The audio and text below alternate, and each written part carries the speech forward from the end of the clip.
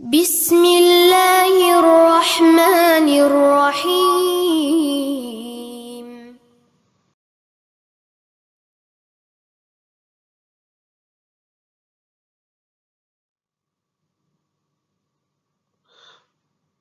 عزیز طلبہ و طالبات، السلام علیکم۔ امید ہے خیر و عافیت سے ہوں گے۔ پریم چند کی افسانہ نگاری کے سلسلے کا یہ آخری لیکچر ہے، تاہم اس سے ہم یہ گمان نہیں کر لینا چاہیے کہ ان کی افسانہ نگاری محض انہی موضوعات تک محدود ہے اور امتحان میں صرف اسی حوالے ہی سے سوالات آئیں گے۔ اس سطح پر آپ سے کوئی بھی سوال پوچھا جا سکتا ہے، اور میں امید کرتا ہوں کہ اگر آپ ان موضوعات کو اچھی طرح سمجھ کر تیار کر لیں تو آپ کسی بھی سوال کا جواب دے سکتے ہیں۔ مثال کے طور پر پریم چند کے افسانوں کی اہم خصوصیات بیان کریں تو اب تک ہم پریم چند کے حوالے سے جو موضوعات زیر بحث لا چکے ہیں وہ سب اسی ذیل میں آ جائیں گے۔ اسی طرح سے پریم چند کے حوالے سے یہ سوال آ سکتا ہے کہ اردو افسانے کی روایت میں پریم چند کے مقام کا تعین کیجیے۔ تو اردو افسانے کی روایت اور اس کے مختلف پہلوؤں پر بات کرتے ہوئے اور پریم چند کی مختلف خصوصیات کو بیان کرتے ہوئے آپ اردو افسانے کی روایت میں اس کے مقام کا تعین کر سکتے ہیں۔ مختلف سوالات کی نوعیت بدل سکتی ہے، لیکن اس کا کم و بیش مواد آپ کے پاس ہے اور آپ اس کو سوال کی عبارت کے مطابق لکھ کر جواب دے سکتے ہیں۔ اب آتے ہیں ہم آج کے موضوع کی طرف۔ اس سے پہلے کہ ہم آج کے موضوع پر بات کریں، ہم یہ دیکھتے ہیں کہ اردو میں حقیقت نگاری کی روایت سے کیا مراد ہے اور حقیقت نگاری کیا ہے۔ حقیقت نگاری سے مراد، جس کے لیے انگریزی میں ریئلزم کا لفظ استعمال کیا جاتا ہے، اس سے کسی شے یا حالات و واقعات کو اس کے حقیقی خد و خال کے ساتھ پیش کیا جاتا ہے، یعنی ادب میں حقائق کو قاری کے سامنے اس طرح پیش کرنا جیسے کہ وہ در حقیقت موجود ہیں، اگرچہ یہ حقائق کتنے ہی تلخ اور ناگوار کیوں نہ ہوں۔ اردو میں حقیقت نگاری کی مثال منٹو کے افسانوں کے حوالے سے سمجھی اور دیکھی جا سکتی ہے۔ حقیقت نگاری میں چیزوں کو اس طرح پیش کیا جاتا ہے کہ وہ زندگی کا حصہ اور جزء معلوم ہوتی ہیں۔ اسی طرح سے حقیقت نگاری کو بیان کرتے ہوئے حقیقت اور واقعیت پسندی میں فرق نہیں کیا جاتا، جبکہ اس میں ایک واضح فرق ہے۔ ادب میں حقیقت نگاری کو پیش کرتے ہوئے اسے واقعیت پسندی سے الگ کرنا ہوگا۔ عام طور پر حقیقت نگاری کو اس کا مترادف سمجھ لیا جاتا ہے، مگر دونوں میں فرق ہے۔ واقعیت پسندی زندگی کی ہو بہو عکاسی ہے، جبکہ حقیقت نگاری زندگی کی عکاسی نہیں بلکہ زندگی کے اسرار و رموز کو اپنے زاویے اور نقطہ نظر سے بیان کرنے کا نام ہے۔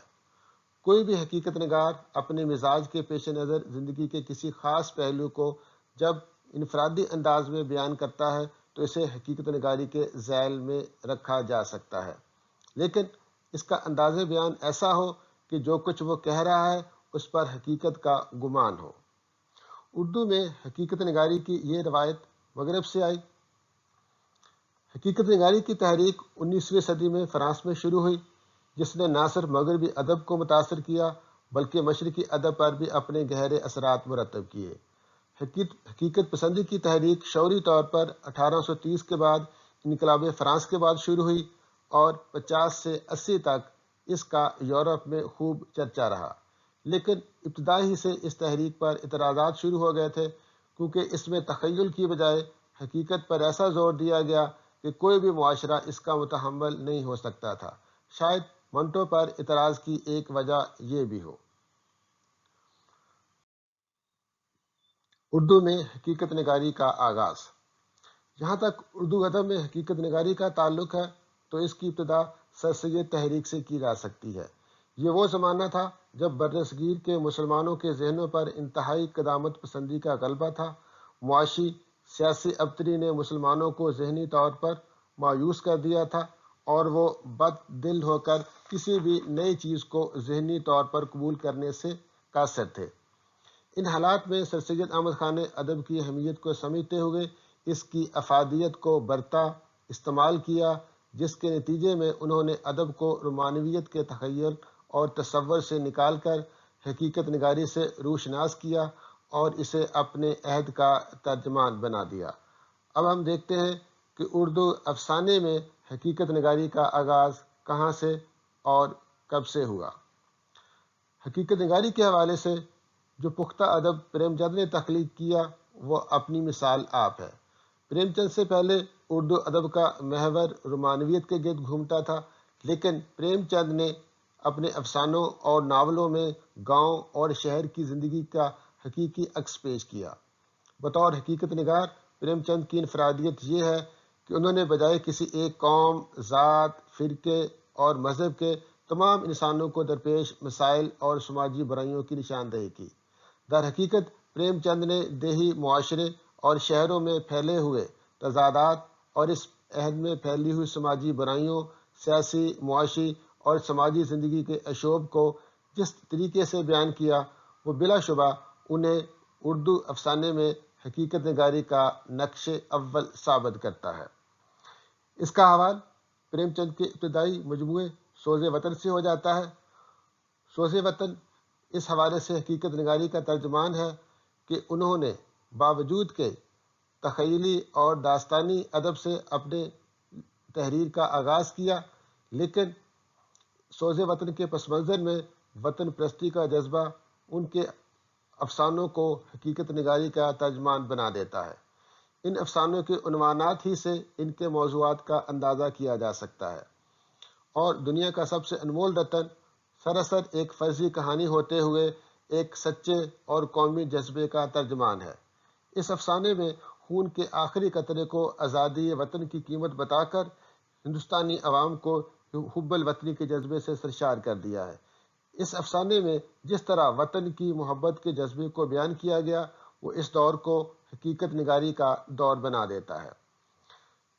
پریم چند کے ہاں یہ خصوصیات صرف حب الوطنی تک محدود نہیں رہتی، بلکہ اس کے ذیل زندگی کے دیگر شعبے بھی آ جاتے ہیں، جس میں انہوں نے معاشرتی اور ثقافتی زندگی کی بہر طور ہر طریقے سے عکاسی کی ہے۔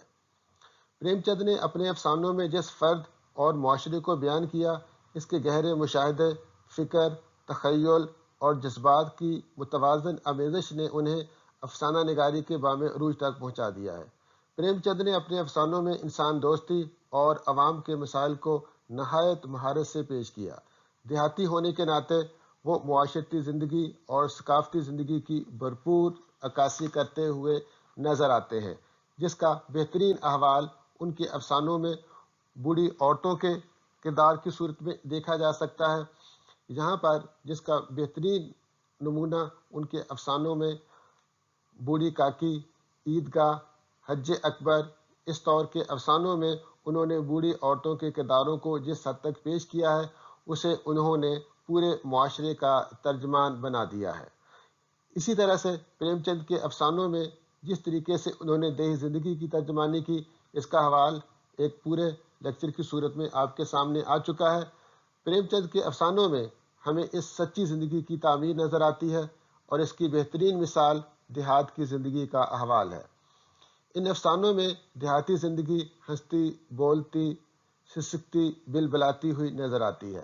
گاؤں کے توہم پرست مرد، عورت، مغرور زمیندار، کنجوس دکاندار، رشوت خور، سرمایہ دار اپنی ذہنی نفسیاتی کیفیات کے ساتھ ان کے افسانوں میں اپنی بھرپور جھلک پیش کرتے ہیں۔ اس میں مقدمے بازی، مار پیٹ، عصمت فروشی سب ان کے افسانوں کے نمایاں موضوعات ہیں، جو بلا شبہ ان کے افسانوں میں حقیقت نگاری کی واضح طور پر ایک بہترین دلیل ہے۔ پریم چند کے افسانوں میں اسی طرح میں بہت سے ایسے کردار نظر آتے ہیں جس میں انہوں نے بھرپور حقیقت پسندی کا مظاہرہ کیا ہے۔ پریم چند نے اپنے افسانوں میں بہت سے کردار پیش کیے جو حقیقت سے بہت قریب نظر آتے ہیں۔ یہ کردار تخیل کی دنیا کے ہوتے ہوئے بھی زندگی کے جیتے جاگتے کردار ہیں۔